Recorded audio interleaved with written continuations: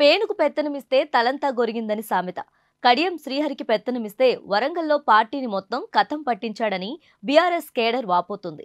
కడియాన్ని కేసీఆర్ గుడ్డిగా నమ్మడం వల్ల వరంగల్లో పార్టీ నాశనమైందని ఆవేదన వ్యక్తం చేస్తుంది. కీలక నేతలతో కయ్యం పెట్టుకొని పార్టీ నుంచి వెళ్లగొట్టిన కడియం చివరికి తను కూడా కాంగ్రెస్లోకి జంప్ చేసి సారుకు పెద్ద షాక్ ఇచ్చారు. ఎర్రబెల్లి దయాకర్ రావు, తాటికొండ రాజయ్య, ఆరూరి రమేష్, పసునూరి దయాకర్ మరెందరో నేతలతో కడియం వివాదాలు అందరికీ తెలిసినవే. తన మాట నెగ్గడానికి గల్లీ నుంచి ఢిల్లీ వరకు అందరితో కోట్లాడిన పెద్ద మనిషి మారిన రాజకీయ పరిస్థితుల్లో ఉనికి కోసం అన్నం పెట్టినోడికే సున్నం పెట్టిండని గులాబీ శ్రేణులు శాపనార్థాలు పెడుతున్నాయి.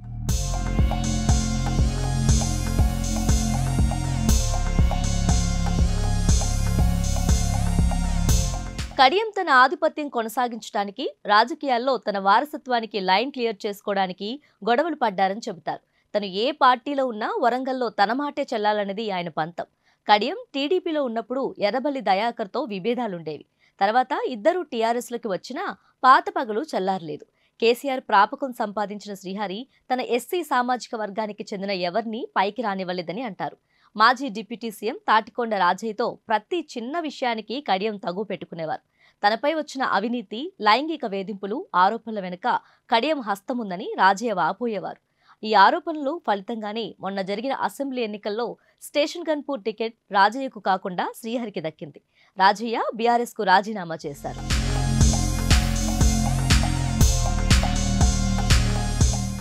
ఎంపీ ఎన్నికల్లో వరంగల్ టికెట్ను తన కూతురు కావ్యకు ఇప్పించుకోవడానికి కడియం పకడ్బందీగా పావులు కదిపారు.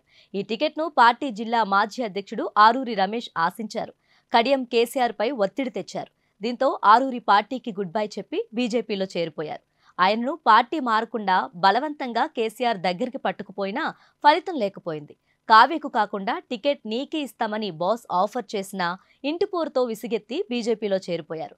కావ్యకు టికెట్ దక్కినా పొలిటికల్ సిచ్యువేషన్ మారడంతో ఆమె కూడా ఫిరాయిస్తున్నారు.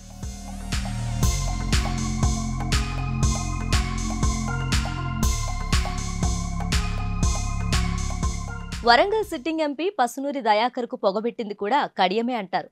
టికెట్ తనకు కాకుండా కావ్యకు ఇస్తారని తెలిసినా పసునూరి కాంగ్రెస్ కండువా కప్పుకున్నారు. ఇప్పుడు కావ్య, శ్రీహరి కూడా కాంగ్రెస్ లో చేరుతుండటంతో పసునూరి తలపట్టుకుంటున్నారు. ఎంపీ టికెట్ హామీతోనే కావ్య కాంగ్రెస్ లోకి చేరుతున్నట్లు వార్తలు వస్తున్నాయి.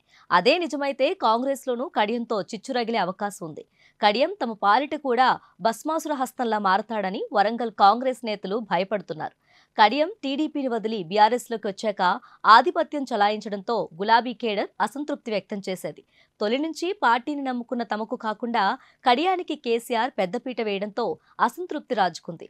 అయితే కడియం సీనియర్ కావడం, ఎత్తులు పై ఎత్తుల్లో రాటుదేలినవాడు కావడంతో కేసీఆర్ పూర్తిగా నమ్మారు. కడియం కాంగ్రెస్లోకి వెళ్తే పీడా పోతుందని, ఇంటిని మళ్లీ చక్కదిద్దుకుంటామని వరంగల్ బీఆర్ఎస్ నేతలు సంబరపడుతున్నారు.